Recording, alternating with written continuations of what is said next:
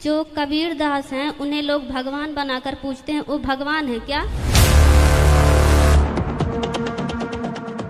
जो कबीर दास हैं उन्हें लोग भगवान बनाकर पूछते हैं, वो भगवान है क्या? देखो जी, आज तक तो सुनते आए थे कि ब्रह्मा विष्णु और महेश इनकी भक्ति करने से हमें मोक्ष मिलेगा, लेकिन अब कबीर जी की भक्ति करने से मोक्ष मिलेगा कैसे? क्या कबीर ही भगवान है? क्या कबीर ही पूर्ण परमात्मा है?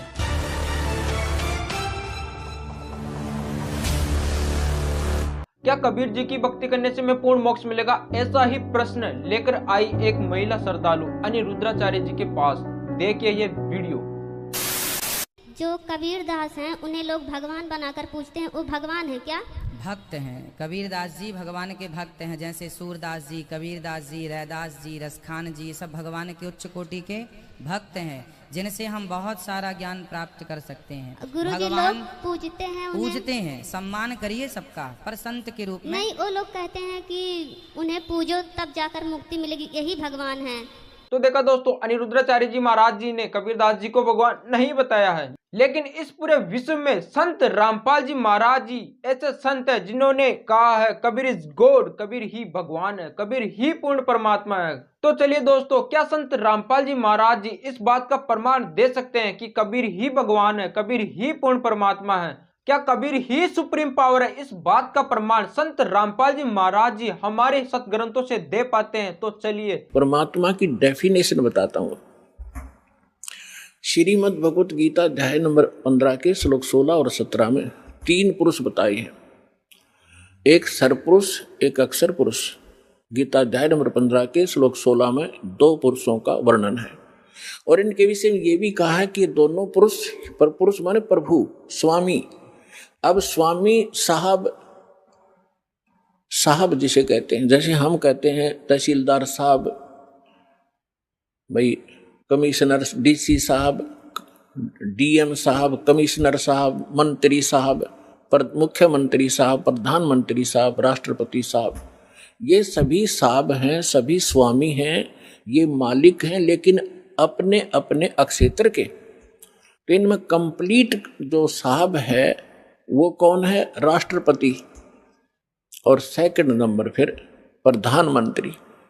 इसी प्रकार सरपुरुष ये ब्रह्म है, ज्योत स्वरूपी निरंजन ये काल है, ये केवल 21 ब्रह्मांड का स्वामी है, मालिक है, साहब है, राम है। राम कहो, साहब कहो, गॉड कहो, अल्लाह कहो, रब कहो, खुदा कहो, ये उस परमात्मा के ही पर्यायवाची भाषा भिन्न नाम है। तो ये इन दोनों के विषय में कहा 15वें अध्याय के 16वें श्लोक में श्रीमद् भगवत गीता में कि सरपुरुष और अक्षर पुरुष इस पृथ्वी वाले लोक में ये 2 पुरुष हैं, और इनके अंतर्गत जितने प्राणी आते हैं 21 ब्रह्मांड तो है ब्रह्म के, और 7 शंख ब्रह्मांड, नील, पद्म, शंख, ये काउंटिंग है गणित रीति से। 7 शंख ब्रह्मांड का स्वामी है अक्षर पुरुष। वैसे अक्षर का अर्थ होता है अविनाशी, लेकिन ये अविनाशी नहीं है, ये चिरस्थायी है, और इसलिए इसको भी अविनाशी कहा गया है। ये वास्तव में अविनाशी नहीं है, क्योंकि इससे अगले मंत्र में 17वें मंत्र में गीता जी में वो स्पष्ट हो जाता है। इसमें क्या बताया कि सरपुरुष और अक्षर पुरुष तथा इनके अंतर्गत जितने प्राणी शरीरधारी हैं ये सभी नाशवान हैं, इंक्लूडिंग सरपुरुष और अक्षर पुरुष। फिर बताया है लेकिन जीवात्मा किसी की नहीं मरती।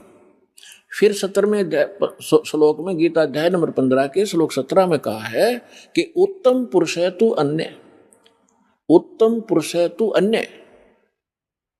उत्तम माने श्रेष्ठ, पुरुष माने परमात्मा। वो श्रेष्ठ परमात्मा तो इन ऊपर वालों से कोई भिन्न है, और परमात्मा इति उदाहरते, जिसको परमात्मा कहा जाता है, जिसको परमात्मा कहा जाता है उस परमात्मा, वैसे परमात्मा शब्द श्रेष्ठ आत्मा को कहते हैं। तो परमात्मा वो है जो केवल सुख देता है, दुख नहीं देता। ईश्वर ही स्वयं आकर के ज्ञान देते हैं, चारों वेद गवाही देते हैं, और जिन महापुरुषों को, पुण्यात्माओं को परमात्मा आकर मिले यहाँ पृथ्वी पर, उन महापुरुषों की अमरवाणी, उनका अनुभव आज हमें वो गवाही दे रहा है, साक्षी देता है कि वो परमात्मा ऐसी लीला करता है।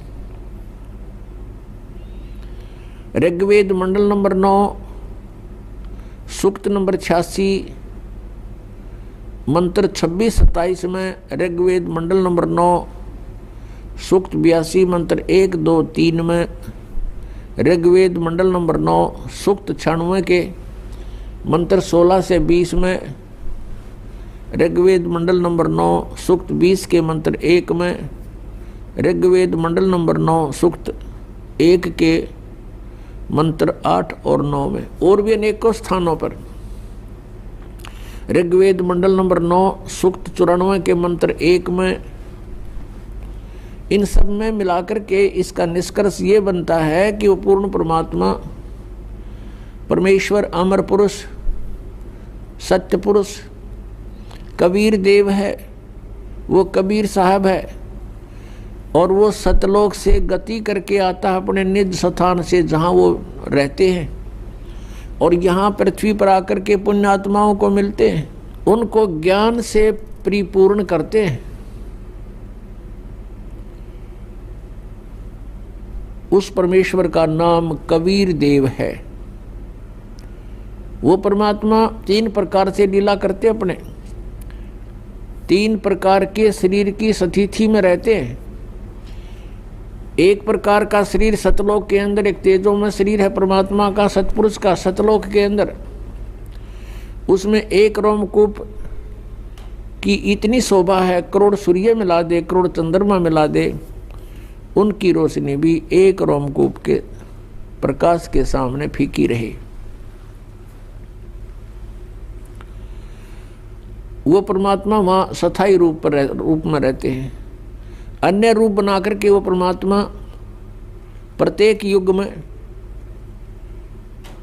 एक लीला करते हैं, एक नवजात शिशु का रूप धारण करते हैं और किसी सरोवर, तालाब में या झील में आकर के कमल के फूल पर विराजमान होते हैं, बालक रूप बना के,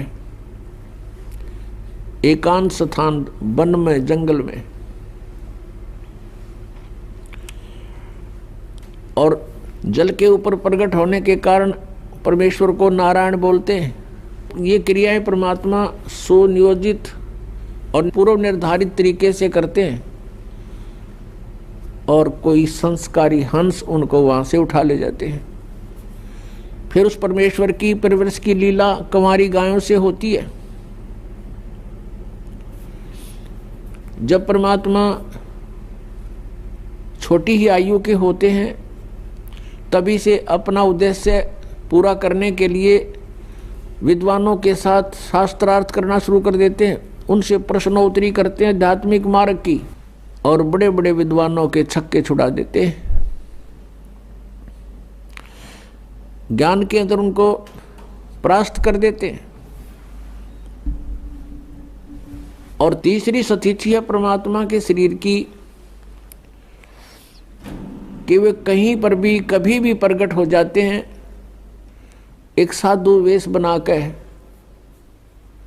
किसी संत का वेश बनाकर, ऋषि महर्षि या किसी ब्राह्मण गुरु पीर का रूप बना करके वो कहीं भी प्रकट हो करके अपनी अच्छी आत्माओं को ज्ञान सुनाते हैं, उनको अपने से परिचित कराते हैं।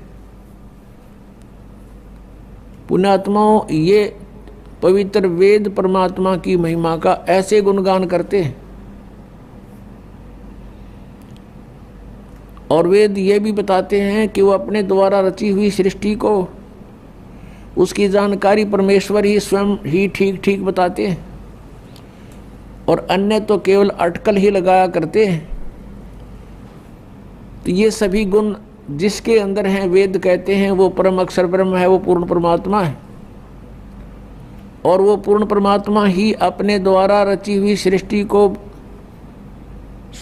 यथार्थ रूप में ज्ञान देते हैं और वो परमात्मा स्वयं ही आकर के ज्ञान प्रचार करते हैं। वो तत्वदर्शी संत का रोल भी करते हैं। तो देखा दोस्तों, संत रामपाल जी महाराज जी ने हमारे पवित्र सदग्रंथों से प्रमाण देके बताया है कि कबीर ही भगवान है, कबीर ही पूर्ण परमात्मा है। दोस्तों, संत रामपाल जी महाराज जी ने जिन सदग्रंथों से प्रमाण देके बताया कि कबीर ही भगवान है, कबीर ही सुप्रीम पावर है, क्या वह सदग्रंथ झूठे हैं या फिर संत रामपाल जी महाराज झूठे हैं या फिर दोनों ही सत्य हैं? अपनी राय कमेंट बॉक्स में जरूर दे। धन्यवाद।